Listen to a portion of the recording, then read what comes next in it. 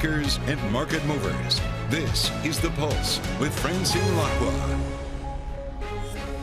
Good morning and welcome to The Pulse. I'm Kriti Gupta in London, filling in for Francine Lacqua. Here's what's coming up on today's program. The UK economy unexpectedly shrinking in the third quarter, raising the possibility that just maybe Britain is already in a recession. But take a look at the retail sales, those growing far more than expected in the month of November. Over in Asia, Tencent sinking as China cracks down on online gaming, catching investors off guard yet again.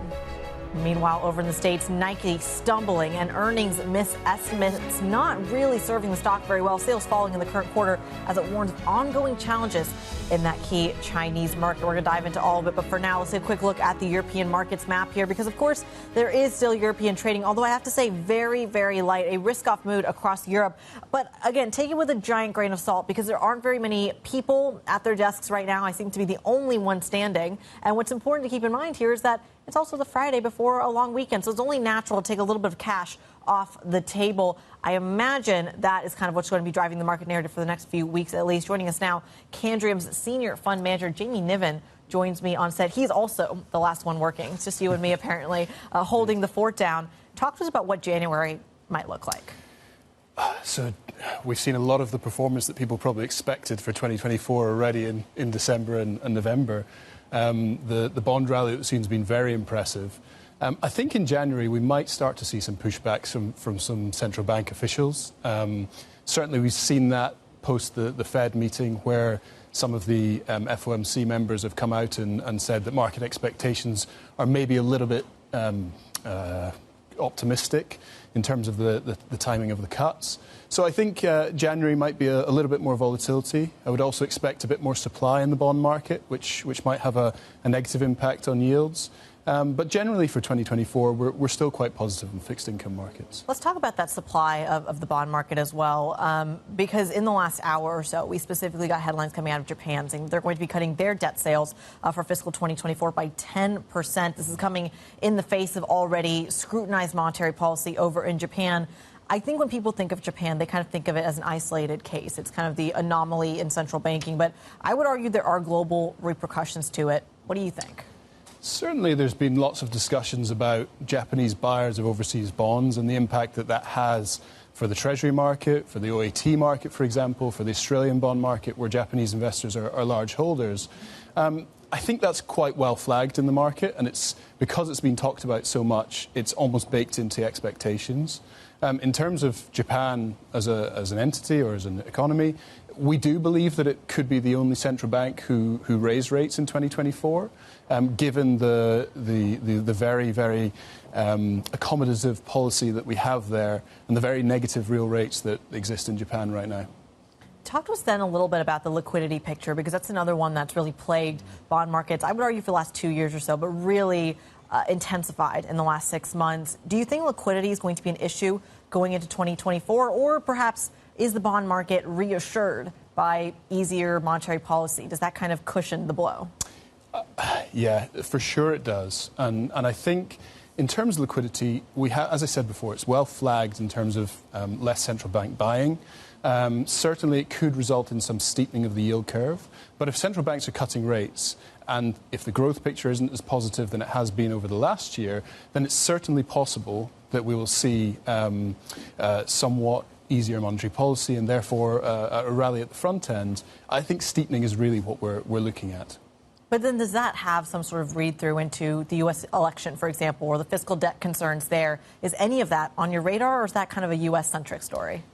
For sure it's on our radar. I mean, I run a global bond fund, so I'm looking at everything globally. And the U.S. bond market... My condolences, by the way, on that. Continue. The U.S. bond market is the most important still for global markets.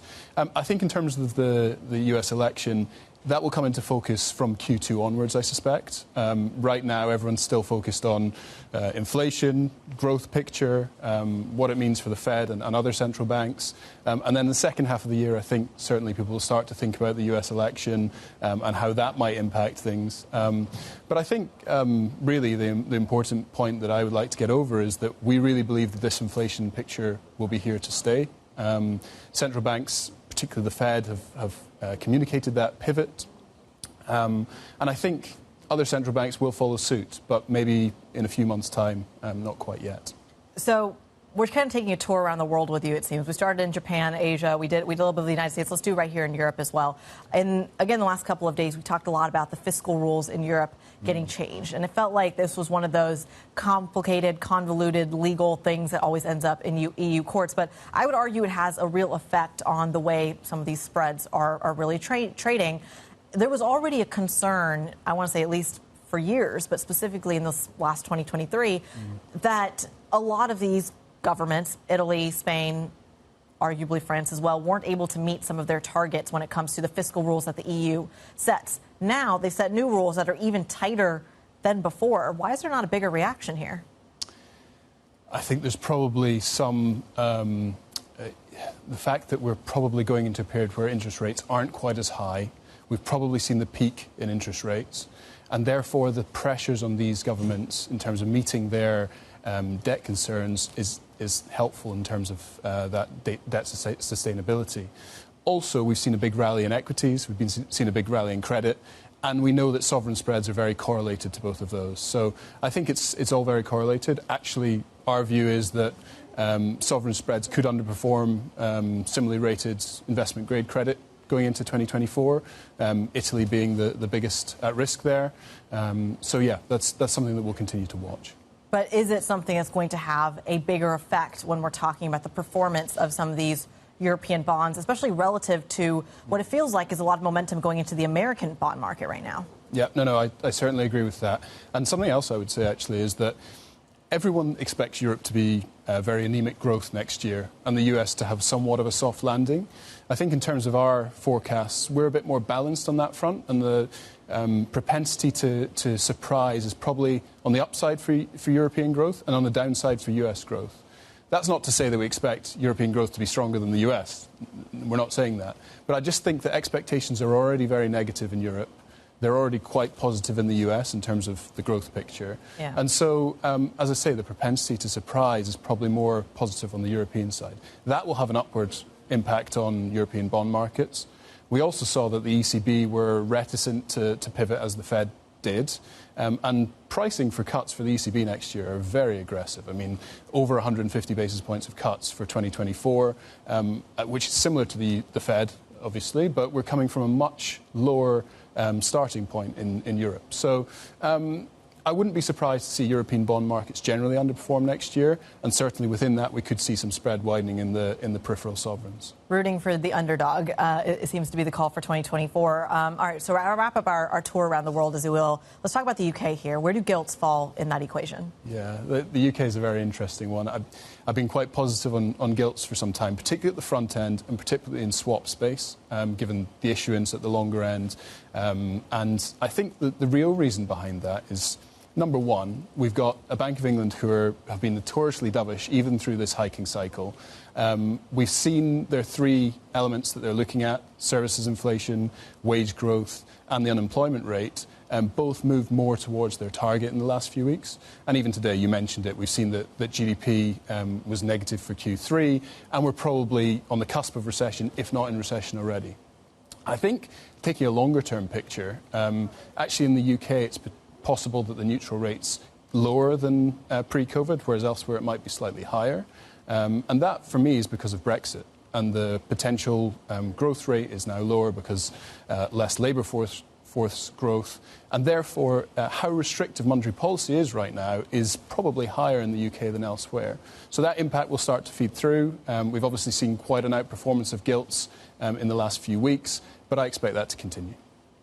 Quite the call for 2024, rooting for the underdog and rooting for gilts. I'm skeptical. We'll have you back in January to see if you still feel that way. Jamie Niven, Senior Fund Manager over at Candriam, we thank you so much for your insights. Well, we had a tour around the world in the bond markets with Jamie there. Let's continue that story and go right back to Asia, because Ubisoft is leading a drop in European video game makers, but it's coming out of news from China. They tightened their gaming rules there. Earlier, Tencent leading an $80 billion sell-off in some of China's biggest online gaming firms. Joining us for more on this, Bloomberg, Sophia Horta-Acosta. Sophia, can you walk us through some of these gaming curbs to begin with? I mean, China's been really tough on gaming for a very long time. What's new here? That's exactly right. So what's new is essentially the curbs until now had focused on the usage among minors, among children, really trying to discourage what Beijing saw as excessive behavior among children. And these new rules seem to be all-encompassing, so not just for the younger players, and that's what's concerning investors. Also, the curbs are designed to actually put a cap on players' spending, online spending, and also the time that they spend playing these online games. But Kriti, the rules are both, vague because we don't know what the specific cap on online spending is, and they're also all-encompassing. That's really what's disturbing the market today, and you're seeing that reaction in the stocks. It really, really reminds investors of 2 years ago when Beijing kind of overnight declared the entire online education industry as non-profit. And really, the concern is how far these new rules could go. We are seeing, though, on social media, on Chinese social media, gaming users are complaining because of the vagueness of this, and because Chinese games are known for these kind of snazzy designs where players can design their own avatars and spend a lot of money doing so. And that's the biggest source of revenue for Tencent and its rivals, Chrissy. Well, at the same time, I think geopolitics might be playing a role as well. At least that was some of the pushback in the last iteration of these curbs that we got. Is it relevant now? I mean, I think it is relevant when it comes to the story of investing in China. The timing of these curbs is especially pertinent, Chrissy, because it's right before the holiday, right before markets close. It comes at the end of a very punishing year for Chinese investors and investors globally who were starting to really look at China again. And because of the geopolitics, because of the regulation, and because of the weakening economy, a lot of investment had actually fled Chinese markets, and it was starting to come back. And the thing is, when international investors look at China, one of the first stocks they look at is Tencent, is NetEase, and those double-digit declines today are really a reminder of the policy risk in China and the dangers of looking at this market. After a few very tough years for China investors, things were looking slightly up for 2024 because Xi Jinping was rolling out the red carpet for foreign investors, was saying, that China still wants foreign capital to come in. And there was a sense of a rapprochement, at least on the geopolitical front, when it comes to the U.S. Today, this is the bad news. It's really disheartening. That's what investors are telling me, that this news comes on the back of what's been a sense that perhaps China was turning the corner, not so fast, really. The repercussions here truly global, and you're already seeing that even amid very thin holiday volume. The big sell that you saw on Tencent, the European gaming makers as well, and I imagine some of the U.S. ones as they will open for trading shortly. Bloomberg Sofia Horta-Acosta, we thank you so much for that crucial insight. And it turns out China driving even more of the narrative for the corporate story is China Nike's Achilles heel as well. We'll bring you the story next. This is Bloomberg.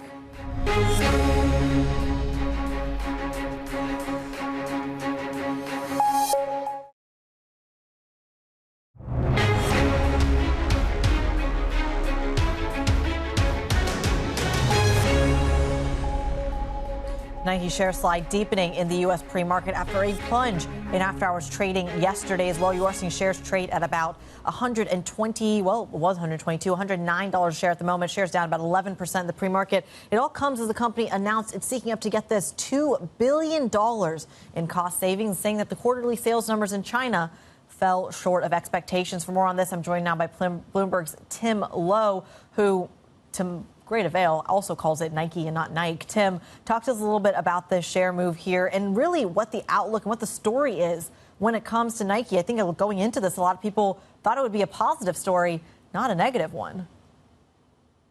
Yeah, it's kind of funny because on some metrics, they had not a bad quarter. They beat expectations on their earnings per share. They matched revenue.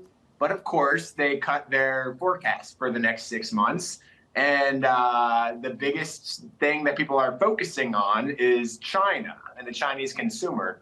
On a call last night, the CFO mentioned that Europe is a bit of a challenge right now, but also China. And I think that really spooked investors because as recently as September, CEO John Donahoe had, voiced confidence and kind of a bullish take on where the Chinese consumer is going in the sporting goods sector. So kind of walking that back a little bit, spooking not just Nike investors, but, it reads across the sector, Foot Locker, Dick's, Adidas, as we say here in Germany, Puma. All of these companies are getting hit right now, and it has a lot to do with people reevaluating where things are heading in China. I've got to say, I just cringed when you said Adidas. It goes against every fiber of my being to call it that. But Tim, let's talk a little bit about the more positive news. You said there were pieces of it in the earnings story. Can you walk us through some of those pieces? Yeah, sure. Well, depending on your viewpoint, if you're an investor, you might be happy about this new plan to save $2 billion over the next few years. If you're an employee of Nike, it might not be so nice because a lot of those cuts are going to come on the employee front. Nike talking about, removing some even middle management ranks, streamlining some of their vast offerings of footwear and apparel. As an effort to make some savings to bridge the gap until the global economy looks nicer. So that's one aspect. And that's coming from a company that's been pretty disciplined in their savings plans over the years. The second thing people are going to look at is inventory levels. This is a problem that's been affecting the industry in recent years. Just a massive pile of unsold goods. It's led to discounts. It hurts profitability. But yesterday, Nike pointed out that their inventory levels dropped 14% in the last 3 months. So their inventories are back at healthy levels. They did, of course, forecast that, we're going to have problems in the months ahead with the shipping problems in the Red Sea and whatnot. That's going to weigh on profitability. But those are, some, for investors that have been staring at inventory levels as one of the key metrics for over a year, that's a positive sign if that's what you're looking for. Well, it's really interesting that we talk about these positive signs because to me, Nike is such a global bellwether. So you really see it have a little bit of global repercussions, I would argue, for the macro narrative as well. Bloomberg's Tim Lowe, we thank you so much for that update coming out of Nike and some of the other stocks around the world that are really getting impacted by that story. But like I said, Nike is a global bellwether. So in the commodity space is oil. And that's where I want to go next here, because if Nike is starting to talk about some perhaps weakness in their sales, do you see the same reflected in the oil story if at the end of the day we're talking about a weaker consumer? And I would argue, in theory, yes, but in actuality, no. Some of that is going to be the thin holiday volume. Some of that is going to be a variety of other factors. Right now, Brent crude trading at about an $80 a barrel handle. NYMEX at about 74. Notice the spread between the two. You are starting to see $5 to $6 between the two international benchmarks there, really speaking to the idea that geopolitical conflict is getting priced in to Brent. And that brings me to the other piece of the equation, which is where OPEC stands on all of this. Now, to me, this is the story of the last 24 hours because Angola, an OPEC plus member, is now actually pulling out of OPEC altogether. This chart that's in front of you is actually showing simply the fact that their output has fallen 40% from their peak in the last 10 years. Now, Angola is one of those African nations that have not been able to make their quotas in a very, very long time. So a lot of the market read-through is fairly minimal from this. But the question is, what kind of precedent does it actually set for some of the other OPEC members at a time when there is pushback within the cartel that suggests that maybe Saudi Arabia and its peers are keeping oil prices too high and therefore ceding a lot of the market share to U.S. shale producers. Nevertheless, this is the chart I hope you'll think of when you think about the news from the last 24 hours or so. Now, coming up on the program, UK Chancellor Jeremy Hunt on Britain in a post-Brexit market for financial services. We're going to bring you some of that interview next. Stick with us. This is Bloomberg.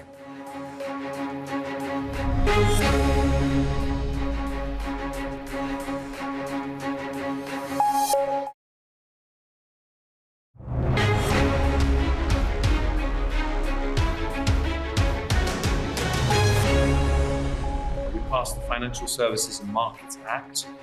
We are changing the rules for prospectuses and for all sorts of the rules around IPOs to make the London Stock Exchange more competitive. We've got the Mansion House reforms, which is going to unlock a lot of capital into growth businesses from pension funds. So we are really motoring in the UK. We're hungry to attract business all around the world. And this deal with Switzerland is just another step in that direction. UK Chancellor Jeremy Hunt there speaking with Bloomberg. And I want to stick with the UK, though, because there's a few stories I want to put on your radar. Eurostar train services between London and the continent back open this morning. It comes after employees unexpectedly walked out yesterday, disrupting travel just ahead of the Christmas weekend. France's transport minister announcing last night that the closure had been lifted after calling the blockage, quote, unacceptable. But bad news for London commuters. Underground workers will go on a rolling strike in the new year. For more than 90% of union members voted against a 5% pay increase offer.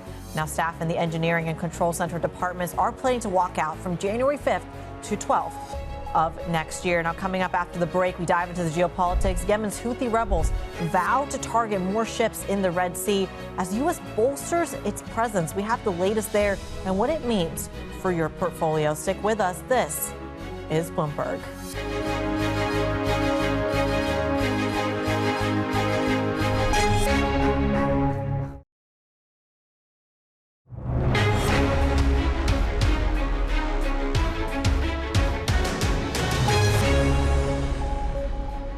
Now, the UK economy unexpectedly shrinking in the third quarter, raising the possibility that Britain might already be in a recession. But retail sales grow by far more than expected in November. Over in Asia, Tencent sinks as China cracks down on online gaming yet again. Investors also caught off guard once again. Plus, in the corporate space, Nike stumbles as earnings miss estimates. Sales falling in the current quarter as it warns of ongoing challenges in the key Chinese consumer market. Good morning and welcome to The Pulse. I'm Kriti Gupta in London. There's a lot to digest here, but a top story we're following very closely is over in the Czech Republic, which will now hold a day of mourning tomorrow after the worst shooting in the country's history. At least 15 people were killed after a student opened fire at Charles University yesterday. Police say, however, that there is no evidence that the shooter had links to international terrorism. The attacker was killed in the rampage. I'm going to bring you now more from the Middle East. The U.S. has signaled it could support a resolution at the United Nations Security Council that would increase aid flowing to Gaza. The Hamas-led health ministry says Gaza's death toll has now passed 20,000 people. And at the same time, shipping routes through the Red Sea continue to be impacted by Houthi rebel attacks. The Iran-backed group has been targeting ships in support of Hamas. I want to get a little bit more insight here. Bloomberg's Al Nightingale joins me this morning. Al, let's talk a little bit about time frame here. We're going from months to years, perhaps, in terms of finding some sort of resolution to the Israel-Hamas conflict in particular. Is it the same time frame for soothing some of these tensions in the Red Sea? Well, I think that's a very difficult question to answer. There are different levels of time frame. The first time frame is getting a force of some kind in place to try and get the ships safe, and we're expecting that to come any day or to have a clarity about the announcement of that, and then it has to get put in place. Then it has to secure the ships. Then the ships have to be comfortable with it. Where that leaves the bigger military question and whether the Houthis will kind of be controlled is a completely different one. And, I'm not qualified to answer that. But clearly that's a much longer and more kind of enduring question that the industry is going to have to deal with. Yeah, a really interesting dynamic there. And of course, as we speak, we're showing simply the graphic of how much more extra effort is going to take to reroute some of those ships around Africa. But I'm curious what that means in terms of sustainability of that kind of solution. Simply this idea that the rerouting from the Red Sea to around the Cape of Good Hope adds 40% in distance. In terms of things like wages, labor, even fuel, that's going to be increased following that route. How sustainable is that alternative solution? I think what it does is tighten up lots of shipping markets. There is enough fuel in the world to power that. The crews, they get paid what they get paid, and they will continue to be paid what they're paid. So, it will boost costs, and it will delay the delivery of goods and commodities and all of those things. So it can be sustained at the moment if you have different dynamics going on in various shipping markets, then beyond the Red Sea, then things could get more serious and challenging. But I think especially for container shipping, which is where we've seen by far the biggest number of detours away from the Red Sea, it just so happens that industry had been struggling somewhat, and these detours actually just tighten up a market that had been, not looking in a great place. Certainly something we're going to be watching very, very closely in terms of the global ramifications of that trade story. Bloomberg's Al Nightingale joining us this morning for that crucial context. We thank you so much. And I want to stick, at least to some extent, with Africa here. The World Bank says Africa has gone through a, quote, lost decade as debt payments and lack of access to capital take resources from education, health, and the environment. IMF data showing African nations' debt to GDP ratios have doubled since 2013. I want to bring in Bloomberg's Africa economist Yvonne Mahongo, joining us live from Johannesburg this morning. Yvonne, good morning. When we're talking about these countries being highly indebted, what does that actually look like? So we've seen a rapid buildup of debt over the past 2 decades. In terms of what it means, we've seen, on average, a doubling of the debt to GDP ratio to over 60%. What it's meant more recently is that countries have been struggling to repay their debt. We've had 2 African countries default since the pandemic. That's Ghana and Zambia, and more recently, Ethiopia. Looking forward into 2024, we do have some significant Eurobond payments that are due. Kenya, in particular, is expected to pay or has a Eurobond of $2 billion that's due in June. So investors are watching to see if they'll be able to meet that debt payment. And part of the reason for the anxiety around Africa meeting its debt payments is because of the rapid buildup of debt, but also because refinancing has become a challenge. We haven't had a Eurobond issuance in 2 years. Given the high US interest rates. So African countries are struggling to refinance their debt, resulting in a lot of them going into debt distress. Well, in terms of debt distress, I've been watching this very, very closely for a series of countries. I think you mentioned Ethiopia there as the kind of latest example of renegotiating some of the agreements. How long can this last, though? Put a time frame on it for us. Well, the existing example is probably Zambia. It's the first country to go through the common framework. And as I mentioned, that they defaulted in late 2020 and we're 3 years down the line, and they're still going through those talks. So it can take several months and going to years, as we're seeing in the case of Zambia. Ghana is also going through its talks. Ethiopia is also part of the common framework, also having restructuring talks with its creditors. But as you've alluded to, it can take years.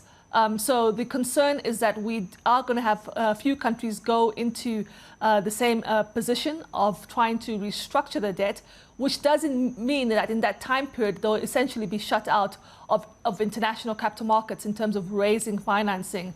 And that just adds to the funding squeeze that the continent is experiencing, which we are seeing reflected in our depreciating currencies. A final question to you here on some of these inflationary pressures that we are seeing in the continent of Africa. Why is it such a struggle to bring down inflation there, whereas in perhaps more developed economies, you are seeing that deceleration really speed up? The reason for that is our currencies. We've seen sharp depreciations of several currencies. The Nigerian naira has depreciated by 50% this year, Angolan kwanza by 40%, Kenyan shilling by 30%, and that's reflecting this funding squeeze. In this high US interest rate environment, African countries are struggling to raise dollar funding. And as a result, we've had tight foreign exchange liquidity, and currencies are having to adjust. And given our high import component in our CPI baskets, it is reflecting in inflation. Nigeria's inflation is sitting at around 25%, similar to Ghana. So as long as inflation remains high, it means interest rates will also remain exceptionally high in Africa, and that will delay any prospects of rate cuts. Bloomberg's Africa economist Yvonne Mahongo in Johannesburg bringing us that crucial context of what's turning out to be a truly global dynamic story. We thank you so much. Coming up, we continue with another one of our top stories here. Chinese electric vehicle powerhouse BYD reached a deal to build a factory in Hungary. It's the very first in Europe. We look at how China's own EV market is driving oil down the road. That's all coming up next. This is Bloomberg.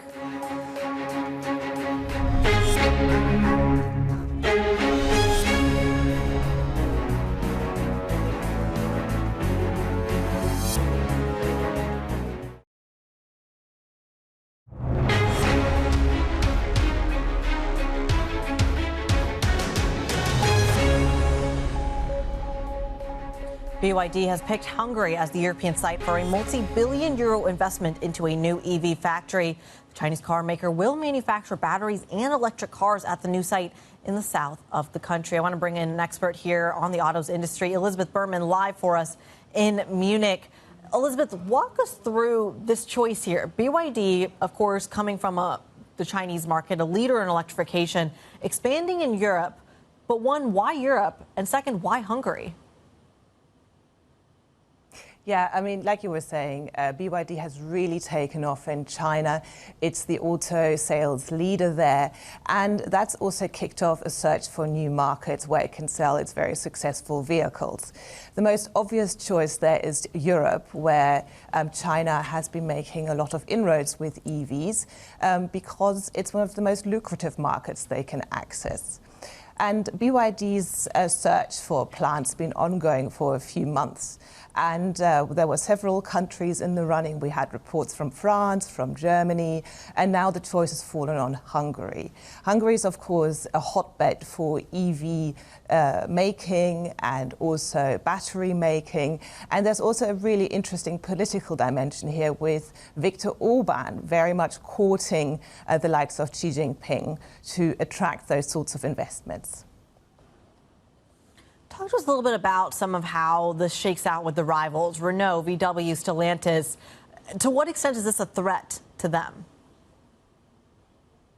Yeah, it's absolutely a threat. BYD is very active in the mass market end of things. In EVs, also plug-in hybrids they manufacture, and they will be targeting the same market segments as Renault, Stellantis, and Volkswagen. And at the Munich Car Show in September, BYD had a very large presence there, a very impressive stand. And the models on show there was very clear when you inspected them that they were on par, at least from what you could see at that stand, with some of the offering here.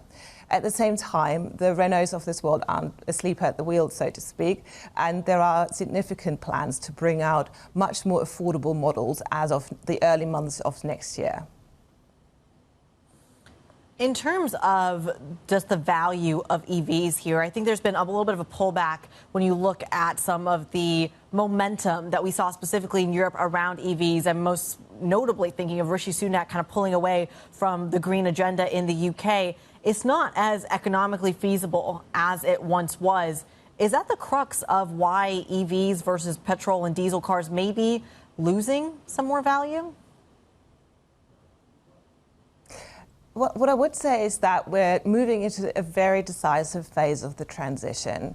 People who are early adopters of technology, who are keen on owning a Tesla, they've probably purchased one by now. So now the question is, how do we get vehicles into the mass market where it'll really make a difference in terms of the decarbonisation goals that the continent is pursuing?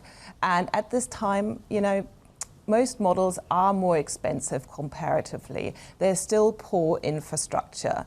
And there are several other hurdles emerging now. We can see that the used EV market is struggling versus combustion cars. So all of these factors combined, also you mentioned the regulatory wobbles that we're getting, all of these factors combined will be spreading a degree of uncertainty for consumers. Regulatory wobbles, beautifully put. Elizabeth Berman in Munich, we thank you so much for joining us this morning. I want to stick with that EV story that she was really building on and dive into today's Bloomberg Big Take. It's looking into how China's green auto transition is pushing oil to the age of extinction. I want to bring in Bloomberg's Clara Ferreira Marquez joining us from Singapore. Now, Clara, a pleasure to have you on the program, and congratulations on this big take here. Bloomberg did an EV trip across China. What do you get out of that journey? Well, the reason we did it is because when we were looking at the recovery from COVID, we were talking to people going back to China for the first time since the pandemic. One of the most consistent observations was the surge in EVs over the past 3 years, how frequent they had become in terms of sightings, how you could see the batteries being changed on the streets in China, and what that might be doing for oil. But we couldn't really gauge from the ground what that might look like outside the big cities, outside Shanghai, outside Beijing. And so this road trip was really about understanding the extent to which the EV boom is gaining traction outside the metropolis, far away from the coast and into some of the more sparsely populated rural parts of China, and look at the infrastructure, talking to consumers. And what we found is really that, many, many times analysts have called the peak of oil in China, peak oil demand, and many times they've been wrong. But what we have found is really that it may be much, much closer than we have thought in the past. Well, a lot of mixed opinions around whether that is actually going to kind of continue, the current trends that we are seeing. A lot of the words peak oil keeps coming up. Is that fair to say that peak oil is and has already been achieved? What do you think? It's pretty hard to say. If you look back to 2017, even with this sort of enormous boom in EVs, remember China has sold more EVs than any other country in the world, about half of the world's total. By 2026, it'll be half of the new additions to the fleet. But every time we've been wrong, every time the peak is pushed higher, the peak is pushed along. What we have seen and what was really significant to us was the extent to which consumers saw economic benefits, and they also saw preferences around style and design. So there was really a consumer preference for EVs in a way that perhaps isn't really seen to the same extent outside China. That really is accelerating the adoption, accelerating the turnover in the fleet. And so, yes, as a result of that, we do see a significant change. However, of course, there's a very big fleet in China. We will still see 11 million gasoline cars added to the fleet this year. And it does take a long time to turn that over. So even if we see a peak, perhaps it will take some time for that decline to happen. It's certainly something we're watching very, very closely. Bloomberg's Clara Ferreira Marquez bringing us the content really behind the Bloomberg Big Take. You can find it on your Bloomberg terminal and, of course, on Bloomberg.com if you so desire. Very quickly, I want to bring you some attention here to the Swiss franc because you are seeing it strengthen against the dollar to its highest levels since 2015. The reason I bring you this in particular is, 2015 was the last time you had the currency cap on the Swissy there, but also because this is the trade that a lot of people have been advocating for in terms of the shakeout from some of these rate decisions or potential rate decisions coming in the next year or so. One of the most kind of underappreciated trades has actually been the Swissy. The idea here simply being that the Swiss central bank not really marching to the same beat as the ECB, but at the same time is really dealing with a lot of the capital flows in terms of being a haven currency that the dollar and the Japanese yen do as well. So that's going to be a really interesting dynamic, some really interesting calls as well coming from the European banks around that. But for now, you are seeing some true dollar strength on against the Swissy true dollar weakness from the Swissy, largest again since 2015. That's going to be something for your radar, something we'll monitor going into next year. In the meantime, I want to bring you some of the other major stories that we are watching from around the world. That's going to come up after this break. The past few years have been a roller coaster ride for the semiconductor sector. We focus on what 2024 looks like for the industry next. Stick with us. This is Bloomberg.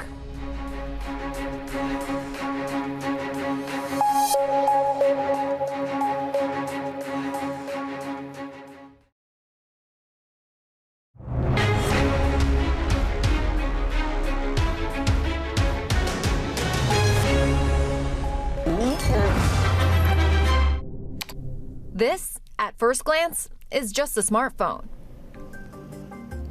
But once you know what's inside, it becomes clear it's so much more than that. So what really changed everybody's view of this device was what was at the heart of it. The microprocessor that was designed and manufactured in China.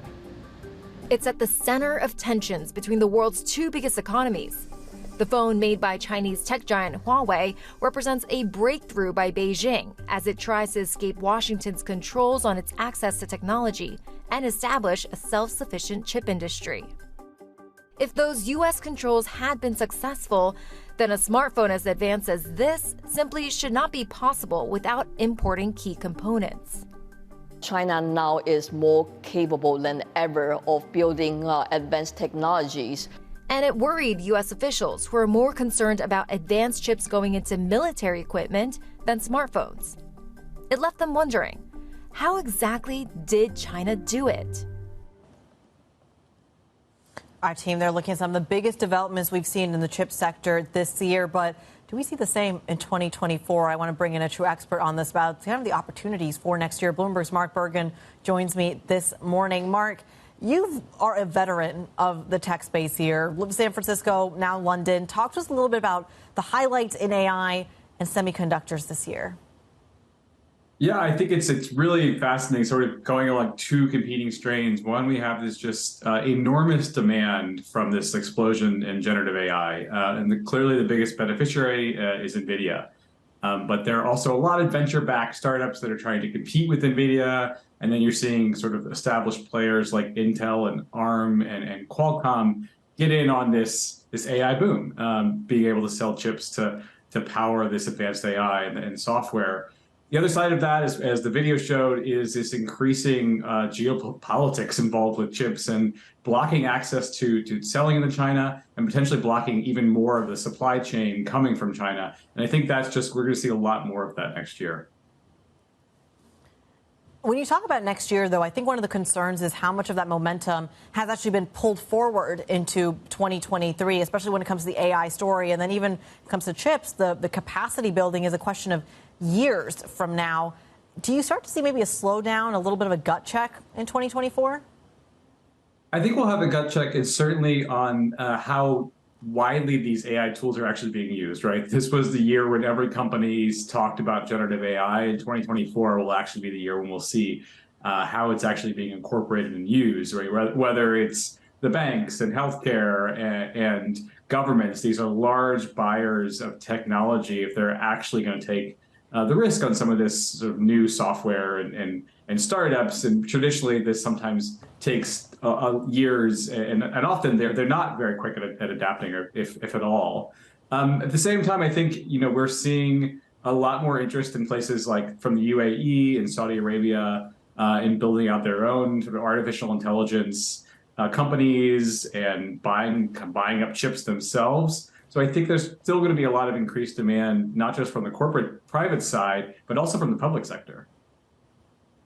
Yeah, it's a really interesting dynamic because, again, we're also going to talk about regulation in that fold as well. Bloomberg's Mark Bergen. We have to leave it there, but really interesting conversation. We thank you so much for joining us this morning. There's a lot going on in terms of the monetary policy, in terms of trends that we see in 2023. A lot is going to change in 2024, and we will have plenty of time to digest that. But very quickly, I want to say on behalf of all Bloomberg Television, of course, Francine Lacqua, the namesake of the show, and myself, we wish you all a very happy holiday season, a very happy new year as well. Now, I'm saying goodbye from the Pulse, but I will be back in just a few moments with Bloomberg Brief, so it's not quite goodbye yet, but we're going to be talking about a lot of the same dynamics here. What does 2024 actually look like with a little bit more of an American lens on it, especially when we're seeing some pretty big market moves amid some very thin holiday trading volume? It's those corporate stories we're hitting next. It is something you do not want to miss. Stick with us. This is Bloomberg.